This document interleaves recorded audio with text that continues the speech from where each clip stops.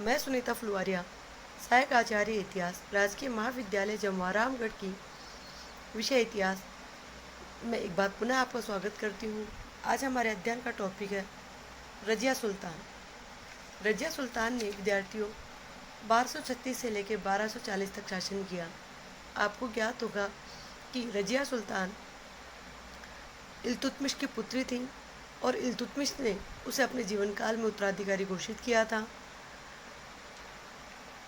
भारत के इतिहास में पहली तुर्क सुल्ताना थी जो दिल्ली के सिंहासन पर बैठी और जिसने संपूर्ण प्रभुत्व संपन्न राजतंत्र का सिद्धांत को अपनाया। इल्तुतमिश ने आरंभ से ही उसे राजकुमारी को भांति शिक्षा दी। जब इल्तुतमिश ग्वालियर के अभियान पर गया हुआ था तो उसने शासन की देखभाल का कार्य रजिया को सौंपा। रजिया ने उसे कुशलता के साथ पूरा किया। बाद में इल्तुतमिश ने उसे अपना उत्तराधिकारी भी घोषित किया। उस समय तुर्की सरदारों ने इल्तुतमिश का समर्थन किया, किंतु बाद में तुर्क सरदारों ने के अहम ने एक स्त्री के आगे झुकना स्वीकार नहीं किया और जब इल्तुतमिश की मृत्यु हुई तो उन्होंने रुकनुद्दीन को सिंहासन पर बिठा दिया। परंतु जैसा कि मैंने पूर्व क्लास में बताया कि वह लाल कपड़े पहनकर सर्वसाधारण के समक्ष उपस्थित हुई और उन्होंने अपने पिता की आज्ञा के बारे में बताया, वसीयत के बारे में बताया। तो जनता के सहयोग से और अपने युवा अधिकारियों के सहयोग से उसने सिंहासन को प्राप्त किया। परंतु यह सिंहासन उसके लिए आसान नहीं था। उसके समक्ष कई कठिनाइयाँ उपस्थित हुई। अमीर जो सत्ता के अंदर महत्वपूर्ण स्थान रखते थे, रजिया को सुल्तान मानने के लिए तैयार नहीं थे। उन्होंने सेना सहित दिल्ली की तरफ कूच की, जिसमें वजीर निजामुल मुल्क जुनैदी ने भी रजिया के विरुद्ध विद्रोही सरदारों का साथ दिया। इस प्रकार सुल्तान बनते ही रजिया को अमीरों के विद्रोह का सामना करना पड़ा, किंतु रजिया घबराई नहीं। उसने कूटनीति का सहारा लिया और कूटनीति के सहारे अमीरों में फूट डलवा दी। कुछ शक्तिशाली अमीरों को अपनी तरफ मिला लिया।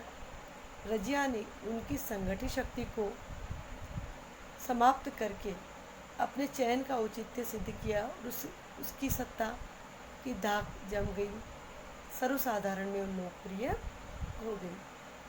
अब रजिया ने अपने समक्ष कठिनाइयों को दूर करने के लिए उसने शासक बनते ही कुछ नवीन नियुक्तियाँ की।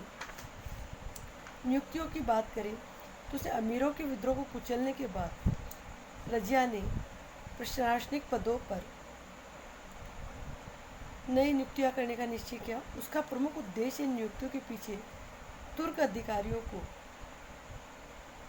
के एकाधिकार से मुक्त करना, उसकी सत्ता तुर्क अधिकारियों की शक्ति को नियंत्रित करना और गैर तुर्की अधिकारियों को प्रशासन में महत्वपूर्ण पदों पर नियुक्त करना।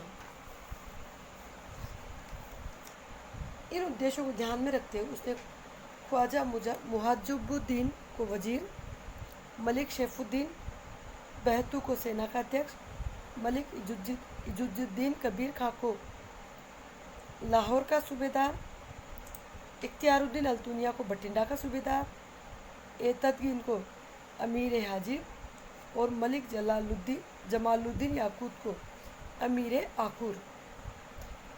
जब कुछ दिनों बाद सेनाध्यक्ष सैफुद्दीन ऐबक बहतू की मृत्यु हो गई तो उसके स्थान पर कुतुबुद्दीन हसन गोरी को नायब लश्कर नियुक्त किया।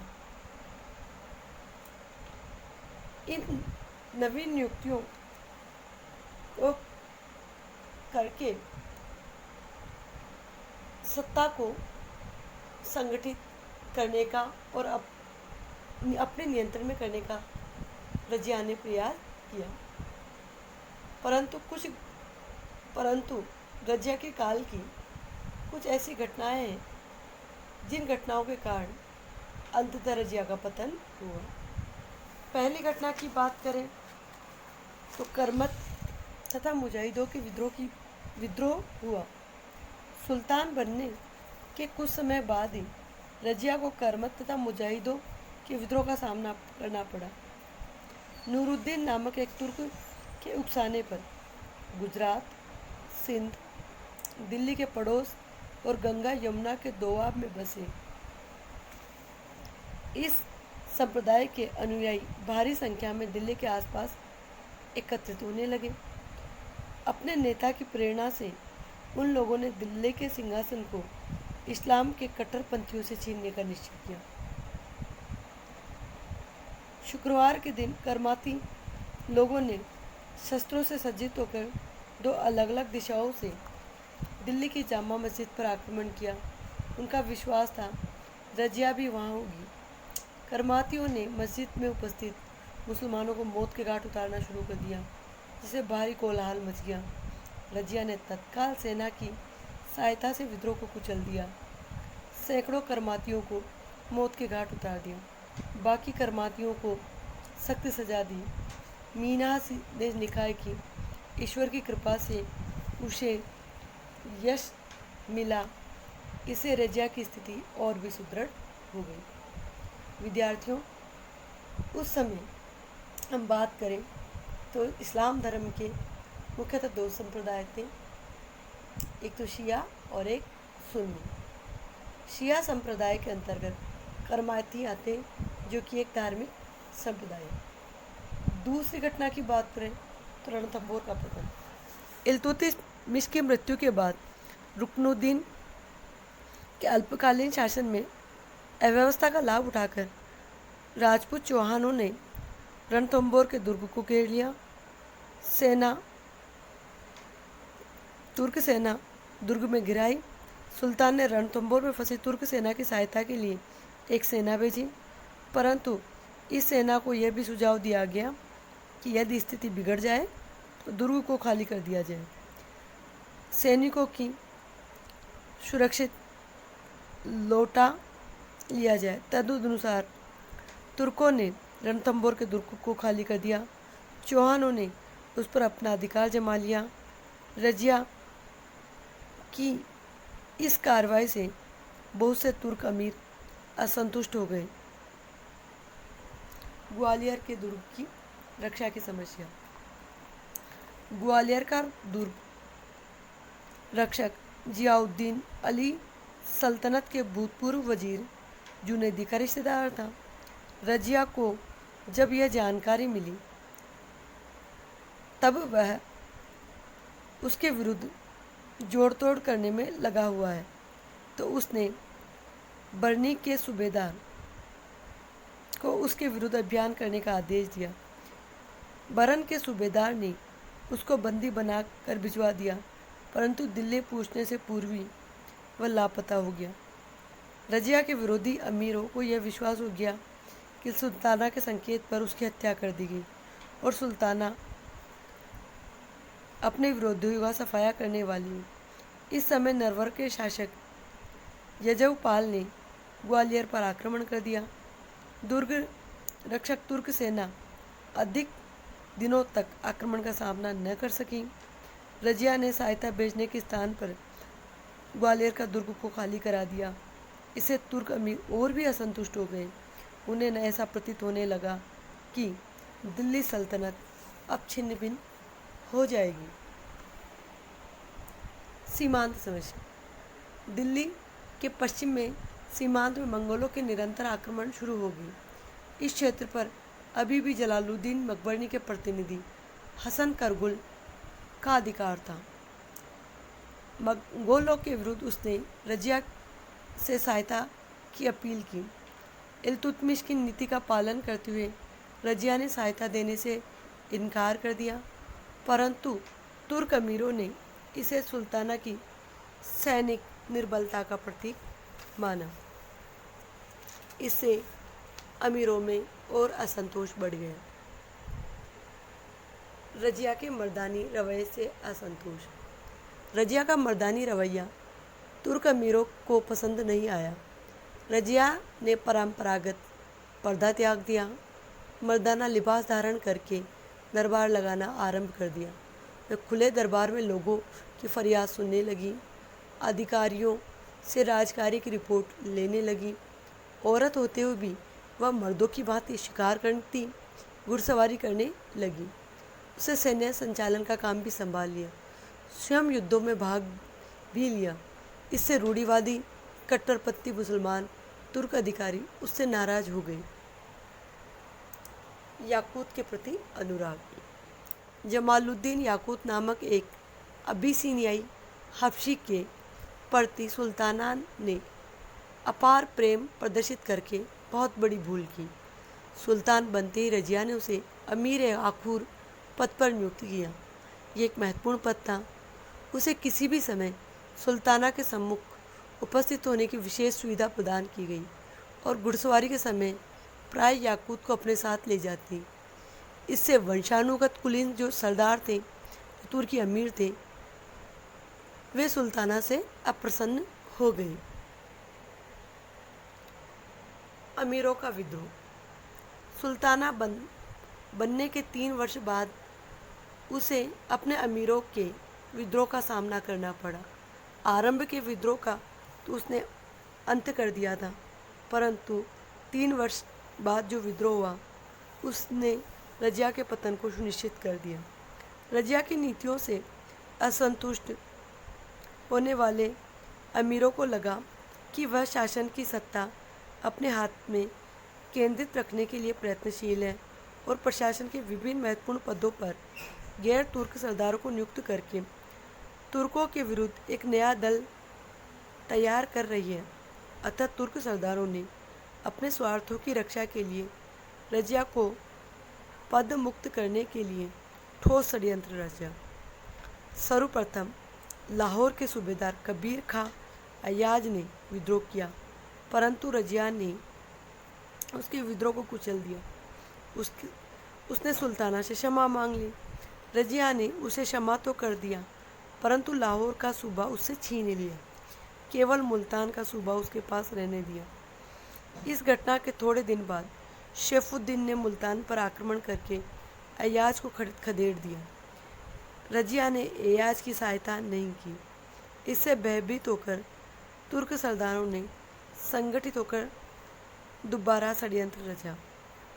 इस नई योजना के सदस्य थे बठिंडा का सूबेदार इख्तियारुद्दीन अल्तुनिया, लाहौर का सूबेदार मलिक इजुजुद्दीन कबीर खां अयाज और अमीर हाजिद पर नियुक्त एततगीन। योजना के अनुसार रजिया को दिल्ली से बाहर ले जाकर समाप्त करना था, क्योंकि षड्यंत्रकारियों का विश्वास था कि दिल्ली की जनता का सुल्ताना को समर्थन प्राप्त है और सुल्ताना भी काफ़ी सतर्क है। अतः अल्तुनिया को विद्रोह करने के लिए कहा गया। योजना अनुसार अल्तुनिया ने विद्रोह कर दिया। रजिया ने विद्रोह का दमन करने के लिए दिल्ली से चल पड़ी। मार्ग में उसके कृपापात्र याकूत की हत्या कर दी गई और बठिंडा के निकट स्वयं रजिया को भी बंदी बना लिया गया और उसे अल्तुनिया की देखरेख में बठिंडा के दुर्ग में रखा गया। परंतु बाद में अमीरों ने इल्तुतमिश के तीसरे लड़के को बहराम शाह को गद्दी पर बिठा दिया। इस प्रकार अमीरों का विद्रोह और रजिया का पतन हुआ। रजिया के पतन की बात करें तो रजिया के पतन के पीछे जो प्रमुख कारण थे रजिया के वे निम्नलिखित हैं। रजिया के पतन के लिए किसी एक कारण को उत्तरदायी नहीं माना जा सकता। इसमें अनेक कारणों ने मिलकर उसके पतन का मार्ग प्रशस्त किया। उसमें कुछ इस प्रकार है। अमीरों के स्वार्थ। रजिया के पतन वास्तव में तुर्क अमीरों की विजय थी। रजिया की तुलना में वे अधिक शक्तिशाली सिद्ध हुए। इल्तुतमिश ने जो 40 शाह का गठन किया था वह काफ़ी शक्तिशाली था। रजिया ने इसकी शक्ति को कुचलने के आरंभ से ही प्रयास किए। इससे वे लोग सशंकित हो उठे। उस युग में स्वामी भक्ति और निष्ठा के स्थान पर अपने स्वार्थों की चिंता थी। वे तो एक नाम मात्र का शासक चाहते थे ताकि उन्हें मनमाने तरीके से काम करने का अवसर मिलता रहे। रजिया एक योग्य सुल्ताना थी और सत्ता पर नियंत्रण रखकर अमीरों को ताज के कठोर नियंत्रण में रखना चाहती थी।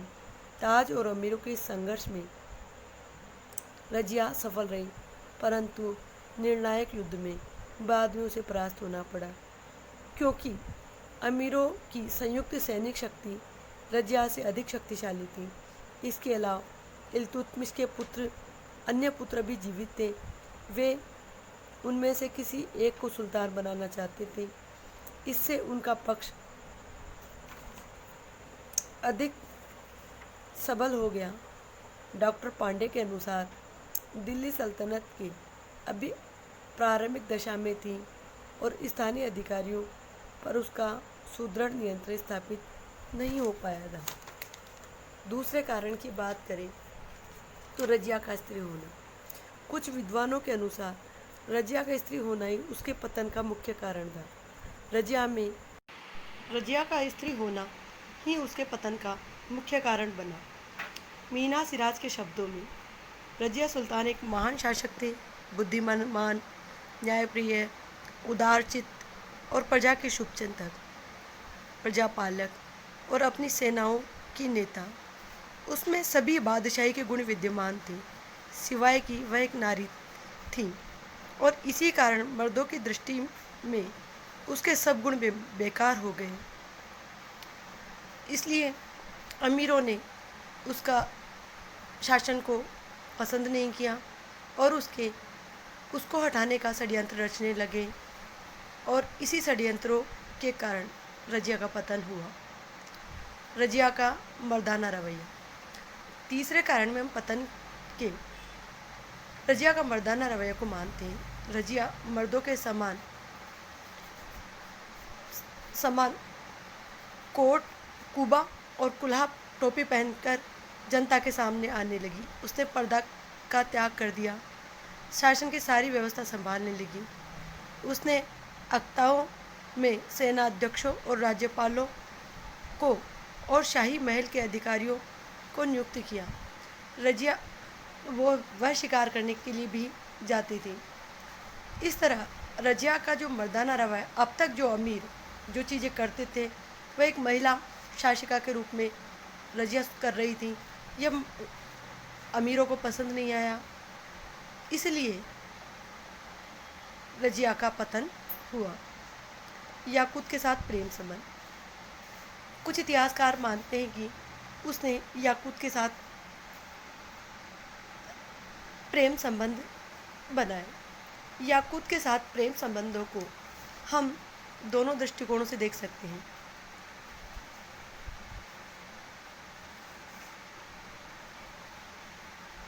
कुछ इतिहासकारों के अनुसार अबीसिनिया के निवासी गुलाम जलालुद्दीन याकूत के प्रति उसका रुझान था, परंतु इसका राजनीति क्षेत्र में इसका परिणाम कुछ अलग हुआ। तुर्की दल और सुल्तान के बीच वैमनस्य की भावना उत्पन्न हो गई, क्योंकि अमीरों को यह पसंद नहीं आया कि वह अबीसिनियाई व्यक्ति के साथ प्रेम संबंध अपनाए। याकूत को उसने विशेष सुविधाएं भी प्रदान कर रखी थी, इसलिए वे रजिया से घृणा करने लगे और उसको हटाने के लिए षड्यंत्र में लीन हो गए और अंततः रजिया का पतन हुआ। कुछ राजनीतिक घटनाएं भी उसके पतन का कारण बनी। उस राजनीतिक घटनाओं के अंतर्गत हम देखते हैं कि रणथंभौर का हाथ से निकल जाना, ग्वालियर का हाथ से निकल जाना, ग्वालियर के पश्चात कबीर खां एयाज से लाहौर का सूबा छीन लेना, भूतपूर्व वजीर जुनैदी के रिश्तेदार ग्वालियर के दुर्रक्षक का अचानक लापता हो जाना, ये कुछ ऐसी घटनाएं थी जिसे तुर्क सरदार यह सोचने लगे कि रजिया उन सभी को एक एक करके समाप्त करने पर तुली है। अतः उन्होंने संगठित होकर रजिया को हटाने का फैसला किया ताकि उनके स्वार्थों की रक्षा की जा सके। उसके पतन का वास्तविक कारण यही था कि तुर्क अमीर शासन की सत्ता अपने हाथ में लेना चाहते थे जबकि रजिया इसके लिए तैयार नहीं थी और इन्हीं कारणों से रजिया का पतन हुआ। अब रजिया के मूल्यांकन पर चर्चा करते हैं। रजिया एक महान सुल्तान थी। उसने सुल्तान के सभी गुण उसमें विद्यमान थे। वह प्रजापालक, प्रजा हितैषी, लोगों की फरियाद सुनने वाली आदि उसके शासक के सभी गुण विद्यमान थे। वह दरबार लगाती, दरबार में राज्य की समस्याओं पर चर्चा करती। पर इस प्रकार हम देखते हैं कि वह सल्तनत काल की एक महान सुल्तान थे, योग्य संतान। इल्तुतमिश के कई संतान थी, परंतु इल्तुतमिश ने अपनी पुत्री को सुल्तान के रूप में उत्तराधिकारी चुना, क्योंकि उसमें बादशाहत के सारे गुण विद्यमान थे। और जिस समय इल्तुतमिश ने उसको उत्तराधिकारी चुना था, उस समय अन्य अमीरों ने भी इल्तुतमिश का समर्थन किया था। कूटनीतिज्ञ, रजिया कूटनीतिज्ञ भी थी। जब आरंभ में सुल्तान बनते ही विद्रोह हुआ तो उसने कूटनीति से वजीरों को अपनी ओर मिला लिया, सूबेदारों को अपनी ओर मिला लिया और सूबेदारों को उनकी एकता को समाप्त कर दिया और अपनी पद की प्रतिष्ठा स्थापित की। महान सेना नायक, वह एक सेना नायक भी थी।